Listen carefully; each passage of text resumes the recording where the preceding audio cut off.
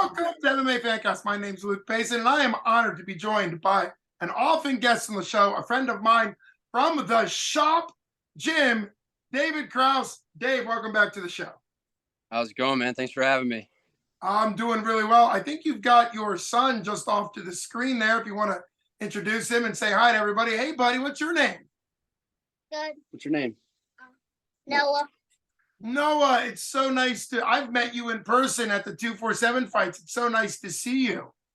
I'm happy to have you and your daddy on the show. This is going to be great.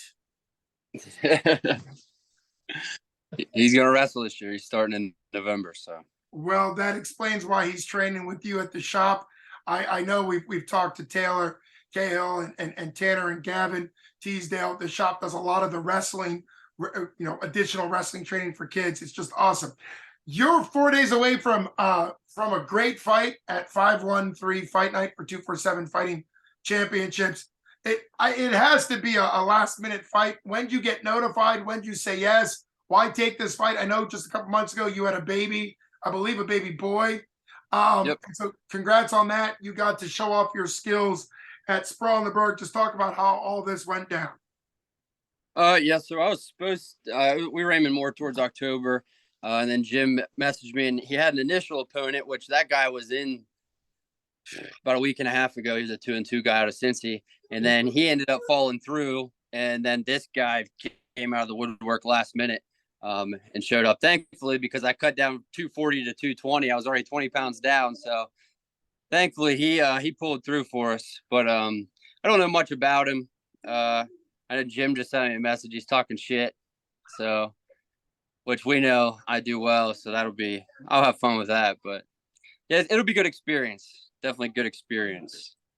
Well, sure. Yeah, absolutely. Hats off to him. I know the crap talking you and the shop guys enjoy, so it'll be fun for you. But without, and this is a big deal, particularly at amateur, without your opponent, you can't progress your career. And I know you've had that challenge. You've got to have opponents willing to fight. It's a bummer that the 2-2 guy, because that didn't work out to fight, but it's a catch weight of 215. Talk about that. We've seen you fight at heavyweight. Really, it seems like 205 is going to be your home. You had a 17-second knockout, maybe 9-second knockout, something like that at 205. Are you excited about 215? I mean, I personally think that's a fun catch weight for you guys to be competitive at. Yeah, it was more him. I was already on my way to 205. I was ready for whatever they threw at me at 205. Like I said, I was down 20. Tonight, I already weighed in. I'm already on weight for this fight. So I'm like, I got easily 10 more to go down to 205. That's not the problem.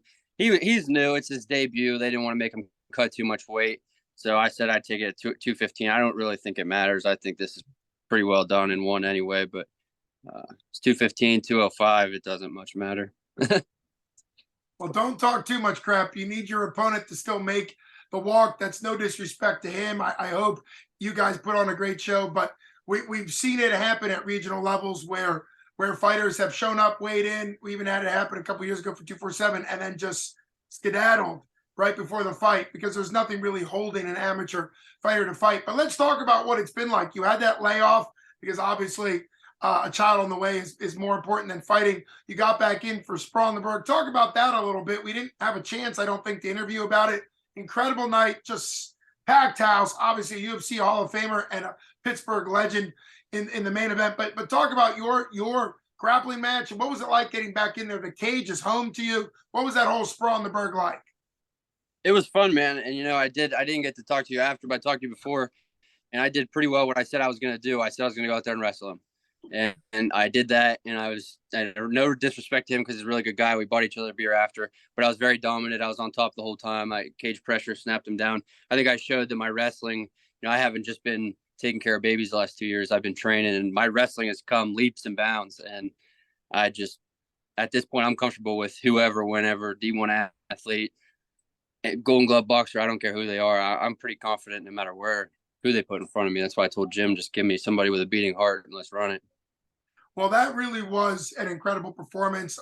I talked to you before the match. You ran it down. I got to meet your new baby. It was a wonderful night. It was a very busy night with 24 matches. But something that I think can go overlooked is that the shop is known for dominant high-level wrestling. But you don't have a wrestling background. You came to the shop already as an adult, are wanting to learn, willing to learn. What has it been like over the last couple of years, really leveling up from a complete beginner to now, as you pointed out grappling a well experienced wrestler in a pressure fight? I mean, one of the things that's cool about Sprawl and the Berg, they're doing 2 more this year, is it does ramp up the pressure than a typical maybe tournament style. So what was that like for you, confidence level wise? And give some thoughts on what the shop has done, and obviously your hard work, but to prepare you from a guy that's never wrestled to a guy who's beaten experienced wrestlers.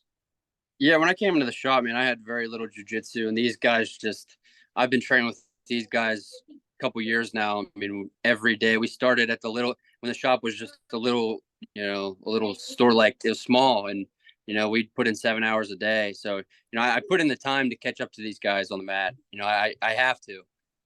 I'm gonna fight D1 wrestlers, you name it. I have to put in more work than I have to catch up on the experience level. But at the same time, I've also learned how to use jiu-jitsu to kind of minimize the wrestling attacks. That's really what I did to that wrestler. He's a Division II wrestler. He's not a joke. And I went out there and out wrestled him. I snapped him down. Like everything they've taught me, and they're setting me up for success, man. We've definitely rounded out my game, and that sprawl was just that was just a taste of it. So I'm excited to get back in the cage, and I'm gonna start scaring these guys out of the weight class. Yeah, and it's fun to hear that 205 is going to be your weight class. I'm excited that you can make that weight easily. Now that you've fought it, heavyweight, fought it, light heavyweight, and of course 215 is you're right there. So it's not a matter of, it's good experience. And what's also cool is you're 1-1 right now, and in Ohio, it's basically an advanced amateur fight, 3-minute rounds, a bigger rule set. But if everything goes your way, Saturday you come back in to Pennsylvania, and then Jim Mooney, who we all know and love, is able to match you at advanced amateur level, which is where I know you want to be. And then you're able to actually go after some of the 205s in the area that matter, because a lot of times any fighter that wants to, increase their skill level is going to want to fight advanced amateur. So let's get to the predictions. Let's talk about your excitement for this. Why? That's a long drive. Is it basically going to be you and your corners? Do you have a crew coming? Are they going to hang back and watch the pay-per-view? Yeah, I got Taylor and Gavin are going to be in my corner. That's all you need, baby. That's all you need. When one of us goes to war, we all go to war, man. Hey, it's the for a prediction. It's done in one. However I want, whenever I want, however I want. If I want to get in there and get some cage experience and just jab him up and do that, I'll do that. If I go in and I just want to take his face, I'll take his face. This isn't even, I'm not looking past the kid, but this isn't my goal, man. I have somebody picked out for December that I'm coming for. Talking to you shortly here this Saturday in the cage, and I'll let you know who it is. But there's somebody I'm going to scare out of the weight class. I don't even think he'll take it, but I'm going to call him out. I can't wait to hear it. And that is exciting. You don't want to do a call out before you win Saturday. Obviously, you've got to go through your opponent to get to the next level. I know you guys are super disciplined, but every fight is still a fight. You're going to be focused out in. Can't wait to be interviewing you. And I think it's good. We've talked about it. I know Tanner and I have talked about it, Taylor. We've talked about it. It's important to use that mic time, to know what you're going to say, to have a game plan. And it's okay to celebrate a win, but also to call somebody out. It's all part of it. Really exciting that you have somebody in mind. You'll tell me before the fight off camera, so I have an idea. But no, super exciting. He knows who he is. That's the best part. Yeah. I have a guest, but no, it's great. I can't wait. And can't wait to see what happens. The Cincinnati region, it turns out, hasn't had a regional fight in a long time, which doesn't make a lot of sense because you'd think there'd be a lot of talent out there. But super exciting. Oh, there's Noah. Hey, Noah, what do you think about your daddy fighting? Good. Good. I think you've seen him fight before, haven't you? He watches after. I don't want to take him yet. You know what I mean? Like you said, that makes sense. That makes sense. Grappling. that all day. That's nothing. The fights, we'll give him a little time, man. He has a good heart. He's not. Oh, no, I get you. Well, the grappling match, the Sprawlenberg was fun because it looks like a fight. It's in a cage. He got to be in the crowd. It certainly gets that excitement, the full walkout treatment. It was Sprawlenberg was so successful, as some people know watching this, that they're adding an additional Sprawlenberg for the October. And then there's already one in December, not to mention the MMA being really important. It's just really great. Well, I really appreciate you coming on. Let's get to who you're thankful for. You've already mentioned the shop. We can talk about them a little bit more, but who's been important in your training and getting ready for this fight that's coming up September 9th? Right there. Him, he comes to practice with me, he wrestles. My other son Waylon, my fiance Jess, obviously all the boys here, man. These are my brothers. We go to war together, and that's what it'll be till I'm done with the sport. That's beautiful. Absolutely. You couldn't do it without your best training partner, Noah, right there. And it makes a huge difference. It's always great to see you, a family guy, really prioritize your family. And then, of course, also you're fighting. You've got big goals. Can't wait to talk about them after your fight Saturday, see what's next for you. Congratulations to you and everybody at the shop. You know the classic phrase, you don't have to get ready if you stay ready. And you guys are always staying ready. Makes a big difference. Makes Jim Mooney.